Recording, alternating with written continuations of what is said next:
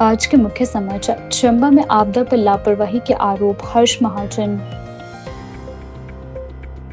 Red alert के बीच बारिश से भारी तबाही, भूस्खलन से 4 लोगों की मौत। रणधीर शर्मा ने साधा राहुल गांधी पर निशाना।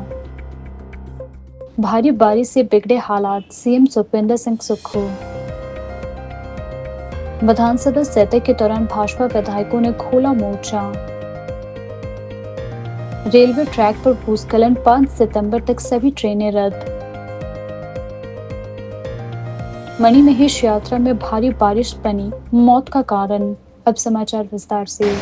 हिमाचल प्रदेश में भारी बारिश और भूस्खलन से मची तबाही के बीच भारतीय जनता पार्टी के राज्यसभा सांसद हर्ष महाजन ने प्रदेश सरकार और प्रशासन पर गंभीर आरोप लगाए हैं। चंबा जिले में नुकसान का जायजा लेने पहुंचे सांसद महाजन ने कहा, सरकार पूरी तरह विफल रही है और अगर यह सरकार एक भी दिन चलती है तो यह प्रदेश की बदकिस्मती होगी। हर्ष महाजन ने कहा कि चंबा, भरमौर और राष्ट्रीय राजमार्गों पर सड़कों की हालत बदतर हो चुकी है, लेकिन प्रशासनिक अमला पूरी तरह गायब रहा। उन्होंने आरोप लगाया है कि आपदा के समय मुख्यमंत्री बिहार के दौरे पर व्यस्त थे, जबकि चंबा जिला प्रशासन और स्थानीय अधिकारी घरों में बैठे रहे। सांसद महाजन ने कहा, मैं खुद चंबा से आता हूं और पहली बार जिले में इतनी भीषण आपदा देख रहा हूं। 4 दिन तक लगातार नुकसान होता रहा, लेकिन प्रशासन पूरी तरह फेल रहा। कि इस बारी जो हिमाचल में नुकसान हुआ है बहुत भारी। मैंने तो पहली दफा देखना अपनी लाइफ में कि इतना नुकसान हिमाचल में हुआ है, और खासकर चंबा में भी। चंबा में तो मैं वहाँ का विधायक भी रहा हूँ, मंत्री भी रहा हूँ, और मैं वहीं से, कर्म भूमि मेरी वही है, और चंबा के चप्पा चप को जानता हूँ मैं। तो जो इस बारी नुकसान हुआ है चंबा डिस्ट्रिक्ट में, ये आज तक ना कभी हुआ, और भगवान के प्रार्थना करता हूँ ना कभी हो। इसमें सड़कें, घर, लैंडस्लाइड, ये आपका ये फ्लड्स, पुल सारी डिस्ट्रॉय हुए, और ऊपर से थी ये मणिमहेश की यात्रा, उसको फिर उससे ज्यादा प्रॉब्लम होगी। और एक किस्म की एडमिनिस्ट्रेशन फेल थी पूरी तरह। एजिटेशन भी हो रही है चंबा में, सब कुछ हो रहा है, पर ये बहुत बड़ी आपदा हिमाचल में और खासकर चंबा में आई। तो इसकी भरपूर या पूरी करनी हो तो कई साल लग जाए, और बहुत भारी बजट चाहिए। पर मैं इसका आपको बताऊं, आप चंबा का आज की डेट में ना बरमौर में एक्शन पीडब्ल्यूडी, ना चंबा में पीडब्ल्यूडी एक्शन। सबसे ज्यादा क्षति हुई है वो हुई है रोड्स की। ना बरमौर में कोई एक्शन, ना चंबा में एक्शन, ना नेशनल हाईवे चंबा में एक्शन। कल किसी को चार्ज दिया है, चार्ज एसडीओ को भी चार्ज दिया है बरमौर में, चंबा में भी एसडीओ को चार्ज दिया है, और एक एडिशनल एससी भेजा है वहां से, बिलासपुर से, वो भी कल ही भेजा है, क्या परसों भेजा है। सीएम खुद आए, क्या दिखता नहीं था? एस्पिरेशनल डिस्ट्रिक्ट है चंबा, है ना, हिमाचल में से सबसे पिछड़ा हुआ डिस्ट्रिक्ट। 3-3 एक्शन बैठते हैं वहां, जो बरमौर और चंबा में बैठते हैं, वहां एक्शन ही नहीं। ये तो हाल है गवर्नमेंट का, सरकार का। और कितने मरे, कोई संख्या का कोई, जो वीडियो में हम देखते हैं उसमें तो पता नहीं क्या क्या आ रहा है। रेस्क्यू के लिए इन्होंने कल हेलीकॉप्टर लगाए, जो मणिमहेश से लोग आए हेलीकॉप्टर में, 75,000 रुपया लिया उनसे। इससे बुरी बात क्या हो सकती है? जो बसें लगाई स्पेशल, उनकी अलग टिकट काटी, और शो ऐसे किया कि हमने तो मुफ्त किया।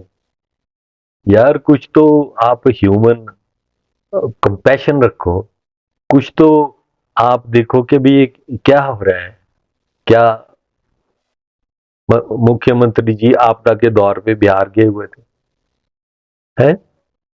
और यहाँ ऑर्डर देने वाला कोई नहीं था। हिमाचल प्रदेश इन दिनों प्रकृति के रौद्र रूप से जूझ रहा है। रविवार से जारी मूसलाधार बारिश ने प्रदेश में तबाही मचा दी है। जगह जगह भूस्खलन से सड़कें बाधित हो गई हैं, घर बह रहे हैं और जनधन का भारी नुकसान हो रहा है। मौसम विभाग केंद्र शिमला ने 7 सितंबर तक बारिश का सिलसिला जारी रहने की चेतावनी दी है। राज्य के कई जिलों में रेड अलर्ट भी घोषित कर दिया गया है। आज के लिए मौसम विभाग ने ऊना, बिलासपुर, हमीरपुर, कांगड़ा, मंडी और सिरमौर जिलों में भारी से बहुत भारी बारिश का रेड अलर्ट जारी किया है। अगले कुछ घंटों में बिलासपुर, सिरमौर, सोलन और ऊना जिलों में हल्की से मध्यम बारिश, जबकि चंबा, कांगड़ा, शिमला, मंडी, लाहौल स्पीति, किन्नौर, कुल्लू और हमीरपुर के कुछ स्थानों पर भारी से बहुत भारी बारिश की संभावना बताई गई है। खराब मौसम और सुरक्षा को देखते हुए शिमला, सोलन, सिरमौर, बिलासपुर, कुल्लू, चंबा, कांगड़ा, मंडी, ऊना, हमीरपुर और लाहौल स्पीति जिलों में प्रशासन ने सभी शिक्षण संस्थान बंद रखने के आदेश भी जारी कर दिए हैं। 20 जून से 31 अगस्त 2025 तक के आंकड़े हिमाचल में मानसून की भयानक तस्वीर उजागर करती हैं। कुल 332 मौतें हो चुकी हैं, जिनमें से 154 की जानें सड़क हादसों में गई है। 379 लोग घायल चल रहे हैं, जबकि 40 लोग अभी भी लापता है। 4570 मकान, दुकानें क्षतिग्रस्त, जिनमें कच्चे और पक्के मकान दोनों शामिल है। 3710 गौशालाएं तबाह हो चुकी है और 1885 पालतू पशुओं की मौत भी हो चुकी है। अब तक राज्य को करीब 3056 करोड़ की संपत्ति का नुकसान हो चुका है। राज्य आपदा प्रबंधन प्राधिकरण और स्थानीय प्रशासन लगातार राहत और बचाव कार्यों में जुटे हुए हैं। कई इलाकों में सड़कें, पुल, पेयजल योजनाएं अभी भी बाधित है। लगातार बारिश के कारण रेस्क्यू ऑपरेशनों में भी रुकावटें आ रही है। प्रशासन ने लोगों से अपील की है कि वे अनावश्यक यात्रा से बचे, नदी नालों के पास ना जाए और प्रशासन द्वारा जारी दिशा निर्देशों का सख्ती से पालन करें। भाजपा विधायक रणधीर शर्मा ने आज शिमला में प्रेस वार्ता कर कांग्रेस की बिहार में निकाली गई वोट यात्रा विपक्षी नेताओं के बयानों को लेकर जमकर हमला बोला। उन्होंने कांग्रेस नेता राहुल गांधी और तेजस्वी यादव द्वारा प्रधानमंत्री नरेंद्र मोदी और उनकी माता पर की गई टिप्पणी को गंभीर अपमानजनक बताया है और दोनों नेताओं से सार्वजनिक रूप से माफी मांगने की मांग की है। रणधीर शर्मा ने कहा कि राहुल गांधी और तेजस्वी यादव ने देश के प्रधानमंत्री पर नहीं बल्कि एक साधारण भारतीय मां के सम्मान पर आघात किया है। यह केवल राजनीति नहीं, मानवता संस्कारों पर भी हमला है। उन्हें तुरंत माफी मांगनी चाहिए। विधायक ने यह भी कहा कि कांग्रेस के शीर्ष नेतृत्व को यह अब नहीं पच रहा है कि कोई गरीब घर का बेटा आज इस देश का प्रधानमंत्री कैसे बन गया। कांग्रेस का अहंकार आज भी यह स्वीकार नहीं कर पा रहा है। पिछले कुछ दिनों से कांग्रेस पार्टी के राष्ट्रीय अध्यक्ष श्री राहुल गांधी जी और आरजेडी के नेता श्री तेजस्वी यादव जी, अन्य विपक्षी नेता बिहार में एक तथाकथित वोट अधिकार यात्रा निकाल रहे हैं। उस वोट अधिकार यात्रा के दौरान जिस तरह से कांग्रेस पार्टी के और आरजेडी के नेताओं ने इस देश के लोकप्रिय प्रधानमंत्री आदरणीय श्री नरेंद्र मोदी जी और उनकी स्वर्गीय माता जी के बारे में जिस तरह से गालियों के रूप में अभद्र भाषा का प्रयोग किया, उसकी भारतीय जनता पार्टी कड़ी निंदा करती है, कड़ी आलोचना करती है। ऐसे बयानों का, ऐसी टिप्पणियों का इस देश की ना तो राजनीति में कोई स्थान है, ना सभ्यता संस्कृति में कोई स्थान है और ना ही इस देश के नागरिकों के ऐसे संस्कार हैं कि अपनी उम्र से बड़े और वो भी प्रतिष्ठित व्यक्तियों के बारे में इस तरह की टिप्पणियां की जाए और उससे भी बढ़कर एक ऐसी आत्मा जिसने एक ऐसे पुत्र को जन्म दिया, उसको अच्छे संस्कार दिए, राष्ट्र भक्ति के गुण पैदा किए, कठिन परिश्रम कर गर्मापूर्ण जीवन यापन करके वो स्वर्ग सिधारी, और उनके बारे में अमर्यादित अभद्र टिप्पणियां करना किसी को भी शोभा नहीं देता। और जब ऐसी टिप्पणियां कोई राजनेता करे, विपक्ष के नेता की मौजूदगी में हो, तो हैरानी की बात और बढ़ जाती है। भारतीय जनता पार्टी ने इस घटना का कड़ा विरोध राष्ट्रीय स्तर से लेकर प्रदेश जिला स्तर तक किया। हमारा मानना है कि ऐसा करके कांग्रेस और आरजेडी के नेताओं ने इस देश के लोकतंत्र को कलंकित किया है, मान मर्यादाओं को ठेस पहुंचाई है, इस देश की 140 करोड़ जनता का अपमान किया है, जिन्होंने आदरणीय नरेंद्र मोदी जी को इस देश का प्रधानमंत्री चुना है। यही नहीं, उन नेताओं ने इस देश की मातृशक्ति को गाली दी है, इस देश की माताओं बहनों का अपमान किया है, ऐसा भारतीय जनता पार्टी मानती है।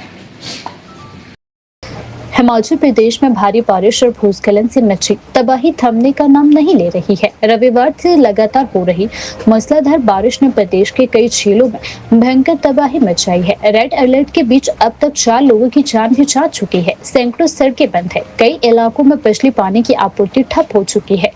वहीं शिमला जिले के जुनगा तहसील के पटवार सर्कल डब्ल्यू के उप मोहाल छोट में एक घर भूस्खलन की चपेट में आ गया। हादसे में वीरेंद्र कुमार 35 वर्षीय और उसके 10 वर्षीय बेटे की मृत्यु हो गई। घर के भीतर मवेशी भी मलबे में दबकर मर गए। हादसे के समय वीरेंद्र की पत्नी घर के बाहर थी, जिससे उनकी जान बच गई। कोटखाई के घनेटी के छोल गांव में एक मकान ढह गया। मलबे में दबकर कलावती की मौत हो गई। जुब्बल के भोली गांव में आशा देवी का मकान भूस्खलन में ढह गया। एक बच्ची की मलबे में दबने से मौत हो गई। प्रशासन ने प्रभावित परिवारों को 30,000 रुपए की फौरी राहत दी है और उन्हें निकटवर्ती सामुदायिक केंद्रों में शिफ्ट किया गया है। शिमला शहर के कई हिस्सों में भूस्खलन और सड़क धंसने की घटनाएं सामने आई। वहीं खलेनी झंझेड़ी सड़क का बड़ा हिस्सा ढह गया। खलेनी टूटीकंडी बाईपास बाधित रहा। रामनगर में भी भूस्खलन हुआ है। शिव शक्ति बिहार में मकान खतरे की सद में है। लालपानी, महली शोघी, गेटा निवास कॉलोनी, समरहिल, लोअर विकास नगर, नालागढ़ रोड, लोअर पंथा घाटी, चमियाना और छोटा शिमला संजौली मार्ग पर भी भूस्खलन हुआ है। लोअर पंथा घाटी में 2 कारें मलबे में दब गई।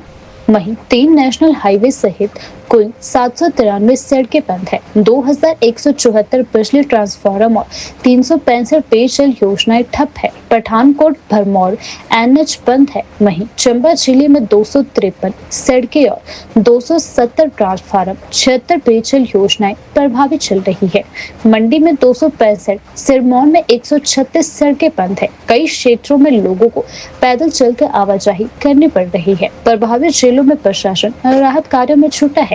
तहसीलदार, पटवारी और राहत टीमें मौके पर भेजी गई है। कई क्षेत्रों में फौरी राहत पहुंचाई जा रही है, लेकिन लगातार बारिश के कारण बचाव कार्यों में बाधाएं आ रही है।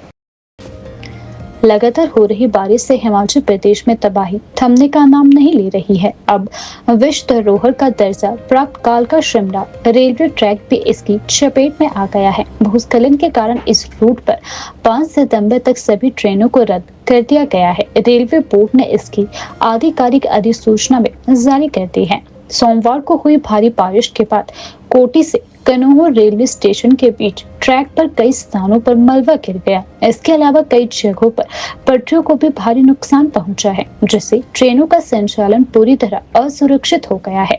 रेलवे बोर्ड द्वारा जारी अधिसूचना में कहा गया है कि यात्रियों की सुरक्षा को ध्यान में रखते हुए 5 सितंबर 2025 तक कालका शिमला सेक्शन पर सभी ट्रेनें रद्द की जा रही है। रेलवे प्रशासन ने यात्रियों से संयम बरतने और अनावश्यक यात्रा से बचने की अपील की है। वहीं रेलवे इंजीनियरों के अनुसार कुछ हिस्सों में ट्रैक पूरी तरह से उखड़ चुका है। इसकी मरम्मत कार्यों में कई दिन या हफ्ते भी लग सकते हैं, विशेषकर तब तक जब मौसम सामान्य नहीं हो पाता।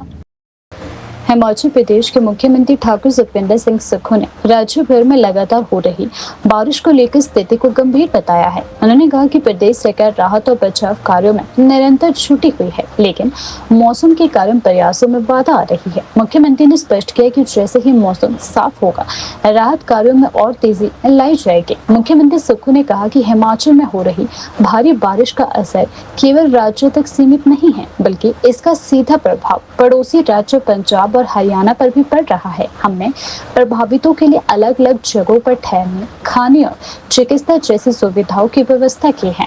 मुख्यमंत्री ने जानकारी दी कि राजस्व मंत्री जगत सिंह नेगी ने प्रभावित क्षेत्रों का दौरा करना शुरू कर दिया है और वे लगातार जमीनी हालात की रिपोर्ट सीधे मुख्यमंत्री कार्यालय को भेज रही है। हम स्थिति पर लगातार नजर बनाए हुए हैं, हर जिले से अपडेट लिया जा रहा है। मुख्यमंत्री ने इस मौके पर विपक्षी दलों पर निशाना साधते हुए कहा कि आपदा के समय विपक्ष के नेताओं को राजनीति छोड़कर सहयोग करना चाहिए। अफसोस की बात यह है कि वे मदद के बजाय राजनीति में लगे हुए हैं। आपदा से भारी नुकसान हुआ है। पिछली रात को भारी बारिश हुई। शिमला में भी 4 डेथ्स, एक राजगढ़ में 5 डेथ का समाचार अभी प्राप्त हुआ। हमीरपुर जिला में भी जमीन धंसने के कारण 7 घरों को नुकसान हुआ है। इस बार की जो आपदा है वो मुझे लगता है कि जो संपत्ति को नुकसान हुआ है, चाहे वो सड़कों की बात है, चाहे वो पीने के पानी की योजनाओं की बात है, चाहे सिंचाई की योजनाओं की बात है, चाहे बिजली की बात है, चाहे स्कूल और सरकारी संस्थानों की बात है, सब जगह बहुत नुकसान हुआ है। 2023 की आपदा से सीख लेकर हमारा ये प्रयास जरूर सफल रहा कि इस बार जानें 2023 के मुकाबले कम गई है। और जिस प्रकार के चंबा में नुकसान हुआ है, और चंबा के नुकसान में जो अभी भरमौर चंबा रोड है, चंबा से उसमें बीच बीच में कहीं 1 किलोमीटर सड़क धंस गई है, कहीं 500 मीटर सड़क धंस गई है, और हमने युद्ध स्तर पर वहाँ कार्य शुरू किया है। राख तक हमने सड़क खोल दी है, और दुगती तक पहले ही सड़क ठीक थी। तो बीच में जो भरमौर से चंबा पैदल यात्री आ रहे हैं, उन्हें 14-15 किलोमीटर का पैच ही पैदल चलना पड़ रहा है। सब जगह गाड़ी लगाने की व्यवस्था की गई है, लंगर लगे हैं, और फ्री में गाड़ी की सुविधा उनको आपके पहले कल हुई थी, अब राख तक हमने पहुंचाने की बात की है। और उसके अलावा भरमौर से दुगती है, वो 20 किलोमीटर की कुगती भरमौर से कुगती सड़क है, वो उस तरफ से 20 किलोमीटर से सड़क खुली है। तो कुगती से लेकर राख तक जो पोर्शन है उसमें बहुत ज़्यादा लैंडस्लाइड है। 5 पोक लाइन लगी है। आज मेरी रेवेन्यू मिनिस्टर जगत सिंह नेगी जी से सुबह 11:30 के करीब सैटेलाइट के माध्यम से बात हुई, सैटेलाइट फ़ोन के माध्यम से बात हुई। उन्होंने कहा कि 4 श्रद्धालुओं की जो इनका देहांत हुआ है, जो कि एक स्टेशन है, मैं नाम भूल गया उसका, और एक डेड बॉडी हमारी भरमौर में पड़ी है। उसको ले जाने के लिए भी भारी बारिश का सामना करना पड़ रहा है। हेलीकॉप्टर 2 वहाँ खड़े हैं ना, उन हेलीकॉप्टर और जो गाड़ियाँ हैं उसके माध्यम से उनको ले जाया नहीं जा सकता है। तो हमने 20 पोर्टर का इंतजाम किया है जो डेड बॉडी उठानी है, जो श्रद्धालु गए हुए हैं। तो सारी परिस्थितियाँ बारिश पर निर्भर कर रही है और भरमौर में बहुत ज़्यादा बारिश हो रही है। भारतीय जनता पार्टी के विधायक जनक राज ने भी अभी मुझे मैसेज किया कि यहाँ बहुत तेज़ बारिश है। जैसे ही बारिश खुलती है और जैसे ही धूप खिलती है और बारिश से हमें निजात मिलती है, वैसे ही हम उसमें आगे बढ़ेंगे। और मेरा ये मानना है कि इस दृष्टि से हमें लगता है कि हम जल्दी ही इस आपदा को पार पाएंगे, सभी जनता के सहयोग से और देवी देवताओं के आशीर्वाद से। हम सभी आपदा प्रभावित परिवारों को जिनके घर टूटे हैं उन्हें फिर बसाएंगे। हिमाचल प्रदेश विधानसभा अध्यक्ष कुलदीप सिंह पठानिया ने आज विधानसभा परिसर में प्रेस वार्ता कर मणिमहेश यात्रा से जुड़ी जानकारी दी। उन्होंने बताया कि 24 अगस्त से 28 अगस्त के बीच चंबा जिले में भारी बारिश के कारण मणिमहेश यात्रा पर निकले अब तक 16 श्रद्धालुओं की मौत हो चुकी है। उन्होंने जानकारी दी कि इस दौरान यात्रा में करीब 15,000 श्रद्धालु शामिल थे, जो भारी बारिश और भूस्खलन के चलते जगह जगह रास्तों में फंस गए। कई स्थानों पर भारी वर्षा, पत्थरों के गिरने और रास्तों के बंद हो जाने से यात्री फंसे रहे। साथ ही उन्होंने बताया कि यात्रा मार्ग पर लगे लंगर भी भारी बारिश से प्रभावित हुए, जिससे भोजन, पानी और चिकित्सा सुविधा तक प्रभावित रही। उन्होंने कहा कि चंबा जिला प्रशासन, पुलिस और एनडीआरएफ की टीमें मौके पर पहुंची और राहत व बचाव कार्य शुरू किए गए, लेकिन खराब मौसम और दुर्गम पहाड़ी रास्तों के कारण कार्यों में भारी दिक्कतें आई।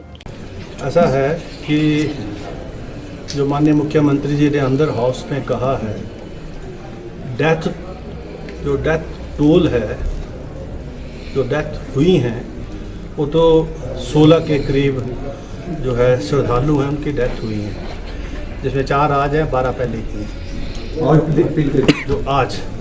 जो आज ट्रेस हुई हैं 4। और कुल मिला के मतलब 24, 25, 26, 27 जब भारी बारिश हुई और चंबा जिला पर विशेष रूप से हिमाचल प्रदेश के सभी हिस्सों पर, उस दिन क्योंकि चंबा में मणिमहेश यात्रा भी हो रही थी, तो जो नुकसान सारे हिमाचल प्रदेश में हुआ, चंबा इसलिए फोकस में ज़्यादा आया क्योंकि मणिमहेश की यात्रा भी उसी दौरान होती है और कृष्ण जन्माष्टमी का जो पर्व था वो तो हो चुका था, लेकिन राधा अष्टमी लास्ट है। तो लगभग तब भरमौर के अंदर लगभग 15,000 श्रद्धालु जो थे वहाँ पर जो थे वो भरमौर में इकट्ठे हो चुके थे, जिसमें कुछ ट्रैक में थे।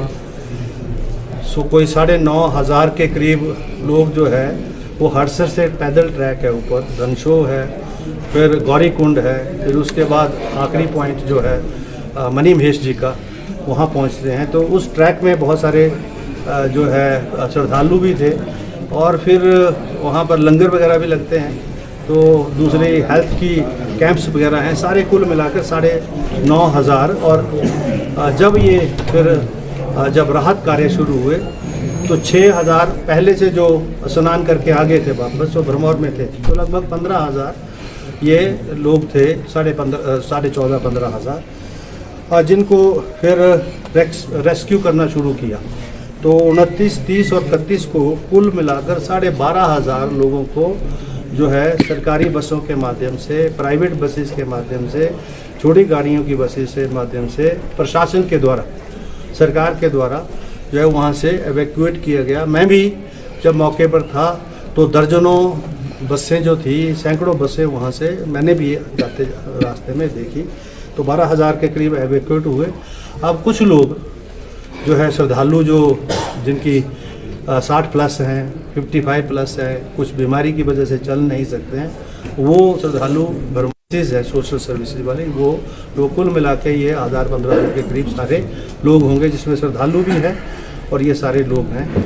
लेकिन अभी रात को फिर भारी बारिश भरमौर में हुई और भरमौर की जो रोड कनेक्टिविटी है तो कुल मिला के ये 10 या 12 दिन भी जा सकता है जब भरमौर चंबा से कनेक्ट होगा। चंबा तो ऑलरेडी कनेक्टेड है with Pathankot, with rest of the areas. तो ये स्थिति है।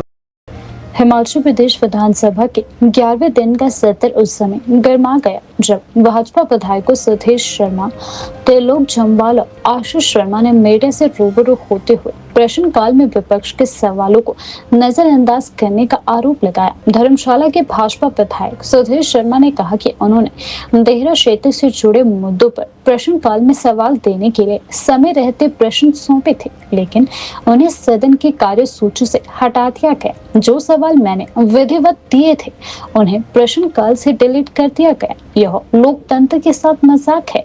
यह वाक्य सुधीश शर्मा ने कहा है। विधायक सुधीश शर्मा ने देहरा में कथित तौर पर पैसे बांटने से जुड़े गंभीर मामले पर भी आवाज उठाई।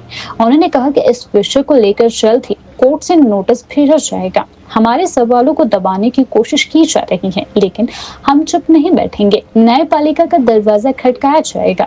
वहीं भाजपा विधायक त्रिलोक जम्वाल और आशीष शर्मा ने भी प्रश्नकाल में पक्षपात का आरोप लगाते हुए कहा कि सरकार विपक्ष की आवाज को दबाने की कोशिश कर रही है। देखिए, आज सुबह जब विधानसभा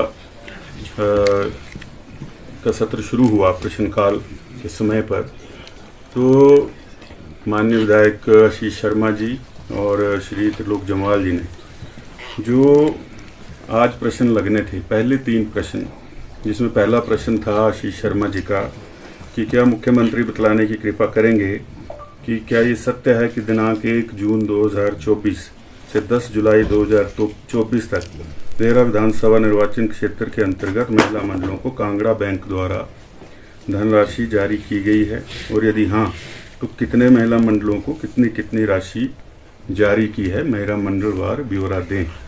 ये पिछले सत्र में भी ये प्रश्न लगा था, और ये प्रश्न जो है ये विधानसभा की कार्रवाई में परसों तक जो है ऑनलाइन अवेलेबल था, लेकिन आज सुबह जब सत्र शुरू हुआ तो उसमें ये प्रश्न नहीं था।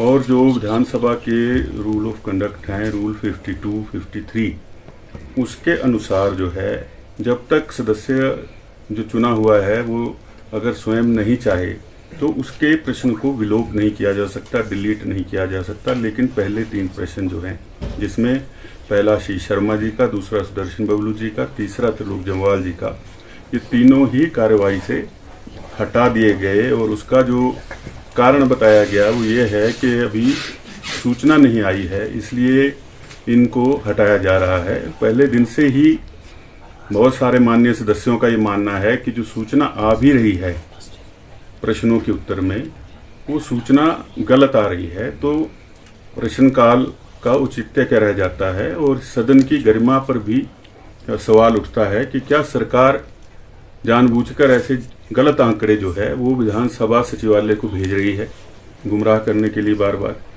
और ये सूचना जिसके बारे में कहा गया कि अभी ये सूचना आई नहीं है, ये सूचना आरटीआई के माध्यम से हमने ले ली है। ये सूचना भी आपको पीडीएफ के रूप में भेजेंगे कि उसमें कम से कम 66 महिला मंडलों को 34 लाख रुपए के लगभग पैसा जो है वो दिया गया। और यही नहीं है, जब कोड ऑफ कंडक्ट लगा हुआ था तब कांगड़ा कोऑपरेटिव बैंक ने ये पैसा ट्रांसफ़र किया, और उसके साथ साथ कोड ऑफ कंडक्ट में ही जो वेलफेयर डिपार्टमेंट सरकार का है, उन्होंने 1000 महिला के खातों में 4500 रुपया कोड ऑफ कंडक्ट के दौरान जो है वो उसको डाल दिया, उनके खाते में भी डाल दिया जिन्होंने आवेदन भी नहीं किए थे, जिसकी आरटीआई भी हमने मांगी है। लेकिन सरकारी दबाव होने के कारण, जैसे ये आरटीआई भी बहुत देर के बाद मिली जब उनको नोटिस देने पड़े, तो उसकी जानकारी भी अभी तक रोकी जा रही है। तो सीधा सीधा जो देहरा का उपचुनाव हुआ था उसको प्रभावित करने के लिए